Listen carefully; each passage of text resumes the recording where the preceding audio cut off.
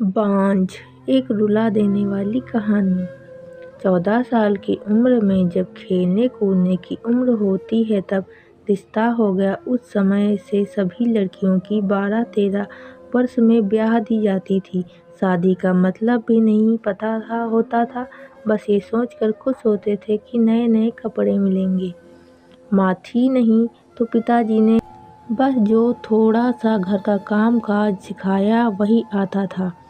शादी का दिन आया और बस सारी रस्मों के बाद विदाई का वक्त भी आ गया। रोते रोते डोली में बैठकर ससुराल पहुंच गई। इतनी आलीशान हवेली देखकर मन ही मन बहुत खुश हुई। तभी सासू माँ की आवाज़ आई, अरे जल्दी से कलश लाओ, बहू आ गई है। और मैंने घूंघट की आड़ में अपनी सास को देखा। आंखों से एकदम सख्त मिजाज की लग रही थी। मुझे सच मानो तो थोड़ा डर गई थी उन्हें देखकर। सारी रस्में खत्म होते होते रात हो गई थी। बिस्तर पर लेटते ही नींद आ गई। सुबह सुबह नौकरानी ने आकर जगाया था कि चलो रसोई बनाने की रस्म है। तैयार होकर रसोई में गई और खीर बनाई। सबने तारीफ भी की पर सासू माँ ने कमी निकाल दी। साथ ही साथ हिदायत भी दे दी कि अब बचपन छोड़कर कुछ काम काज सीख लो। 15 दिन बाद मेरे पति को भी हॉस्टल जाना था क्योंकि वह तब बीए कर रहे थे। खैर अमर भी हॉस्टल चले गए और मैं अकेली रह गई। अपनी सास ससुर के साथ पढ़ती। बीच बीच में अमर चिट्ठी लिखते थे पर पहले सासू माँ थी, बाद में मेरे पास आती थी। उम्र कम होने की वजह से इतना फर्क नहीं पड़ता था। मेरे अकेलेपन का साथी था आम का पेड़। हाँ, वही आम का पेड़ जो हवेली के पीछे के आंगन में लगा था। उस आम के पेड़ के नीचे एक कच्ची मिट्टी का कमरा भी बना हुआ था, पर वो पेड़ फल नहीं देता था, इसलिए सारे हवेली वाले उस पेड़ को बांझ कहते थे। पर मुझे ना जाने क्यों उस पेड़ से बहुत प्यार था। जब काम से निवृत्त होकर कुछ फुर्सत के पल मिलते थे तो एक वही पेड़ मेरा साथी होता था। उसको देखते हुए मैं सारी थकान भूल जाती थी। 2 साल बीत गए और मैं 16 की हो गई। अमर की भी पढ़ाई की स्नातक पूरी हो गई थी। आज अमर वापस आ रहे थे। सासू माँ सुबह से तैयारियों में लगी हुई थी। खुद ही रसोई में जाकर सारा जायजा ले रही थी। मैं भी बहुत खुश थी कि अब मुझे अकेले नहीं रहना पड़ेगा। 16 श्रृंगार के साथ मैं पूर्ण स्त्री की तरह महसूस कर रही थी। आज मांग का सिंदूर कुछ अलग ही लालिमा किए हुए था। शायद वह लालिमा मेरे चेहरे पर भी दिख रही थी। तभी तो मेरी सास ने मुझसे कहा कि अपनी नज़र उतार ले, अमर आ गए। हवेली की हलचल से पता चल गया था मुझे। खाने पीने से निवृत्त होकर सब आराम करने चले गए। अमर भी कमरे में आ गए थे और मैं बस शर्म से लाल हुई जा रही थी। तभी अमर ने मुझे तोहफा दिया, एक सुंदर लाल साड़ी। पर मेरे लिए तो अमर का वापस आना ही सबसे बड़ा तोहफा था। हमने ढेर सारी बातें की जिसमें कुछ शिकायतें थी, कुछ प्यार था। समय बीतता गया और 2 साल कैसे बीत गए पता ही नहीं चला। अमर और मैं एक दूसरे के साथ बहुत खुश थे। अचानक एक दिन पता चला कि मेरे पिताजी बहुत बीमार हैं। अमर मुझे तुरंत लेकर रवाना हो गए। पिताजी मुझे देखकर बहुत खुश हुए, जैसे मेरे लिए ही अपनी सांसों को रोका हुआ था। और फिर मुझे अमर के हवाले करके वो इस दुनिया से चले गए। भीगी आंखों से अपने पिताजी को विदा किया। अब मेरा सब कुछ अमर और उसका परिवार ही था। समय गुजरता गया और अमर अपने लॉ की पढ़ाई भी पूरी कर ली और अब वो सरकारी वकील कहलाने लगे थे। पर भगवान ने मुझे अभी तक संतान सुख नहीं दिया था। तभी तो सासू माँ दबी जुबान बोलती थी, पर धीरे धीरे अपना रुख कड़ा कर लिया। अमर बहुत व्यस्त रहते थे अपने काम में, सो वो मेरे पीछे सारा दिन पड़ी रहती थी। धीरे धीरे सारे गांव में ये बात फैल गई कि हवेली की बहू बांझ है। तीर की तरह चुभता था ये शब्द, पर कुछ कह नहीं पाती थी, सिर्फ आंसुओं से दिल हल्का करती थी। अमर मुझे दिलासा देते थे, पर लोगों का व्यवहार अंदर ही अंदर मुझे खोखला कर रहा था।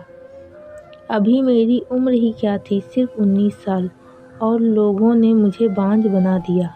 बचपन से ही शरीर से दुबली पतली थी मैं, फिर माँ के मरने के बाद ठीक से पालन पोषण भी नहीं हो पाया था।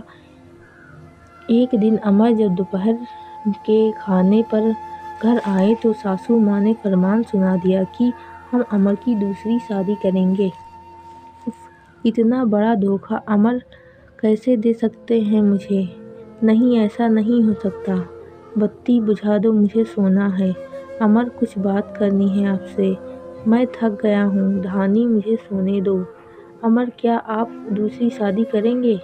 धानी, मैंने कहा ना, सोने दो मुझे, थक गया हूँ मैं।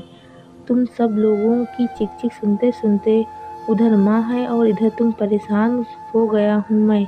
मन करता है आत्महत्या कर लूँ। नहीं अमर, ऐसा मत कहिए, धानी ने अमर के मुंह पर हाथ रखते हुए कहा। आपके अलावा अब कौन है मेरा? धानी करवट लेकर सारी रात आंसू बहाती रही, और जब सुबह उठी तो एक टूटी हुई औरत बनकर, जो मजबूर होकर हर चीज से समझौता कर लेती है। सारी रात यही सोचती रही कि शायद अमर ने भी मौन में स्वीकृति दे दी है दूसरी शादी के लिए। उसे ये मालूम था कि उसकी माँ ने किस हद तक उसे मजबूर किया है दूसरी शादी के लिए। 1 महीने के अंदर ही अमर की दूसरी शादी गेंदा से हो गई। गेंदा अमर की माँ की दूर की रिश्तेदार की बेटी है।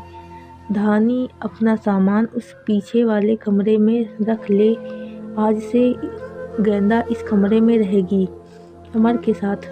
सासू माँ ने हाथ नचाते हुए कहा। कैसे छोड़ दूँ ये कमरा? नहीं, ये मेरा कमरा है, जिसे जहाँ जाना है जाए।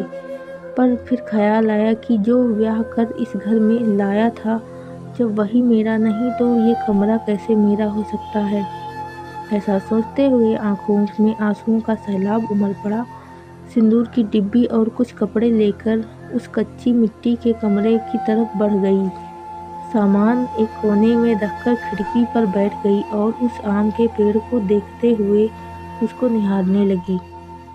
इसे कुछ कम हो जाए किस्मत कहूँ या कुछ और की, आज मेरी हालत भी इस पेड़ की तरह हो गई है, अकेला, बेसहारा। जैसे ये अभी तक अपने अस्तित्व को बचाने में सफल रहा है, क्या मैं इसकी तरह अडिग और मजबूत रह सकूंगी, या फिर किसी कमजोर लता की तरह मुरझा जाऊंगी और अपना अस्तित्व खो दूंगी? नहीं, ऐसा नहीं होगा। मैं मजबूत रहूंगी।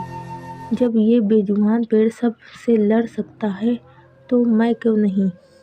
अपने विचार श्रृंखला से बाहर आते ही मैंने अपने आप को संभाल और हर स्थिति से लड़ने के लिए तैयार किया। दिन गुजर गए और मैंने घर के कामों में अपने आप को व्यस्त कर लिया। अपनी कोठरी के आसपास खूब सारे पेड़ लगाए और बाकी बचे हुए समय में उन पेड़ों की देखभाल करने लगी। साथ ही उस आम के पेड़ की खास देखभाल करती थी। गेंदा एक सुलझी हुई लड़की थी। वो जब भी मुझसे बात करने के लिए आती, मेरी सासू माँ उसे बहाने से बुला लेती। अमर पहले से भी ज़्यादा व्यस्त रहने लगे थे। मुझसे बात तो करते थे, पर पछतावा हमेशा उनकी आंखों में दिखता था। शायद मेरी हालत देखकर बुरा लगता था उन्हें, पर माँ के खिलाफ जाने की हिम्मत जुटा नहीं पाते थे। गेंदा के दिन खुशी से गुजर रहे थे और मेरे दिन बस गुजर रहे थे। और देखते ही देखते वो दिन भी आ गया जब गेंदा ने खुशखबरी सुना दी कि वो माँ बनने वाली है। पूरी हवेली में त्योहार जैसा माहौल हो गया। सारे नौकरों ने तोहफे बांटे जाने लगे। मैं भी बहुत खुश थी कि चलो अच्छा है, अब घर में एक नया मेहमान आएगा, शायद मेरी जिंदगी का सोनापन। गेंदा बहुत कमजोर थी और उम्र भी 16 साल। उसे बहुत तकलीफ होती थी। अब सासू माँ का आदेश था कि उसकी अच्छे से सेवा की जाए, जिससे कि उसकी कमजोरी दूर हो सके। सारी देखभाल के बाद भी गेंदा का वजन कुछ खास बढ़ा नहीं रहा था। एक दिन चिंतित होते हुए मैंने अमर से कहा, कहा भी कि गेंदा को शहर के किसी अच्छे से डॉक्टर को दिखला लाओ, पर सासू माँ ने ये कहकर मना कर दिया कि हमारे भी बच्चे घर पर हुए हैं और अमर की वही पुरानी आदत की अपनी माँ के खिलाफ वो जा नहीं सकते थे। एक दिन गेंदा की तबीयत कुछ खराब होने लगी। उसकी सांस बहुत फूल रही थी। घबरा कर मैंने गांव के वैद्य जी को बुलवा भेजा। वैद्य जी ने आकर कुछ दवाइयाँ दी और खून की कमी भी बताई। और जब मैंने अमर को ये सब बताया तो सासू माँ ने मुझे गेंदा से दूर रहने का आदेश दे दिया, ये कहकर कि एक बांझ की छाया में भी नहीं पड़नी चाहिए गेंदा पर। खैर मुझे गेंदा से दूर कर दिया गया और मैं फिर से अपनी कोठरी में अकेली सारा दिन बंद रहने लगी। ये कहूँ कि अंदर ही अंदर मैं खुद भी डर गई थी कि कहीं सचमुच मेरी वजह से गेंदा को कुछ हो न जाए। कुछ दिन बाद रात में नौकरों का शोर शराबा सुना कि मैं आंगन की तरफ भागी। देखा तो मैदान के प्रसाव का समय आ गया था। गांव की बूढ़ी औरतें दाइयाँ को बुलाया गया। पूरी हवेली में हलचल का माहौल था। मैंने अमर की तरफ देखा तो बहुत डरे हुए लग रहे थे। मैं उनके पास गई और उन्हें थोड़ा धैर्य रखने को कहा। थोड़ी देर में बच्चे की किलकारी गूंजने लगी। हम सभी की खुशी का ठिकाना नहीं था। पर तभी काकी बाहर आकर बताया कि गेंदा की कमजोरी और खून की कमी के कारण वो गेंदा को बचा नहीं पाए। बेटी को जन्म देते ही गेंदा का देहांत हो गया। हाय, पोते का मुंह नहीं देख पाई मैं, अब कैसे मेरा वंश चलेगा। सासू माँ का विलाप सारी हवेली में गूंज रहा था। उस छोटी दूधमुही बच्ची को देखकर मेरा कलेजा मुंह को आता था। ऐसा लगता जैसे वो मैं हूँ। मैंने उसे कलेजे से लगा कर रखा। जिसकी माँ नहीं होती वो बच्चे कुछ ज़्यादा ही समझदार होते हैं। शायद जरा भी परेशान नहीं करती। वो मुझे बस दूध पीते ही सो जाती थी। सासू माँ का वही राग चलता रहता कि लड़कियों से वंश नहीं चलता, पर शायद किसी को फर्क नहीं पड़ता था। अमर अब पहले से ज़्यादा खुश रहने लगे थे। ऑफिस से आते ही मेरे कमरे में आते और गुड़िया को खिलाते। मुझे भी अमर को खुश देखकर अच्छा लगता था। साल बीत चुका था गेंदा को गए हुए, गुड़िया को आए हुए। आज गेंदा की बरसी है। हवेली में छोटी सी पूजा रखवाई थी मैंने। पंडित जी के आते ही सासू माँ ने प्रश्न किया, क्या मैं जीते जी पोते का मुंह देख पाऊंगी? और पंडित जी ने उनके लिए कुछ ग्रह शांति के उपाय बताए। सास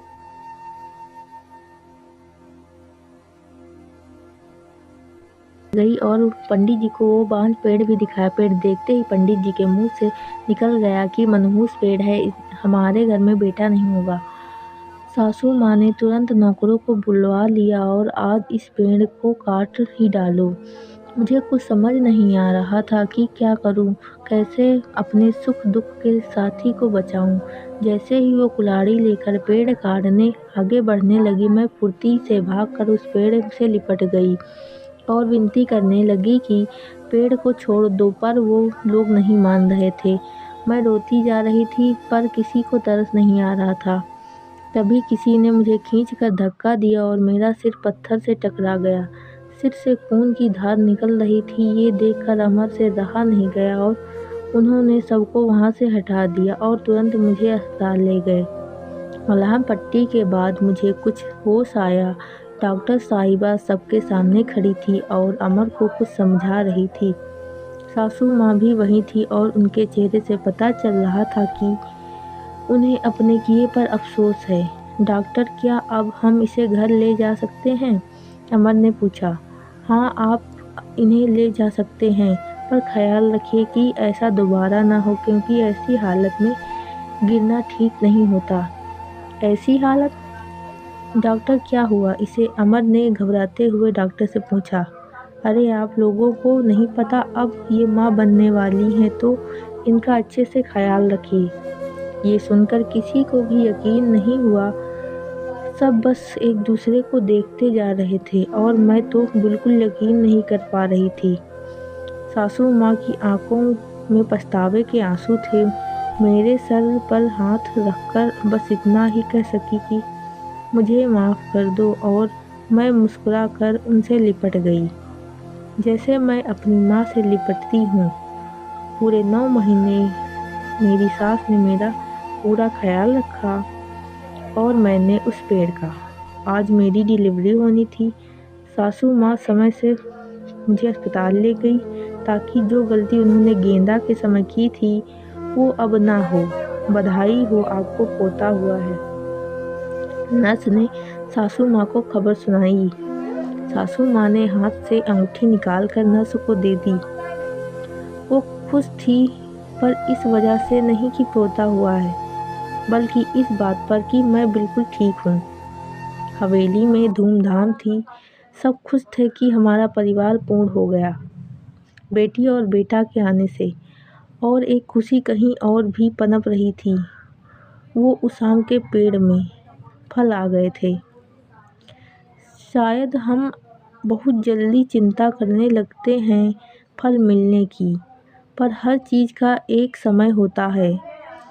कुपोषित शरीर हो या पेड़, दोनों ही फल नहीं देते।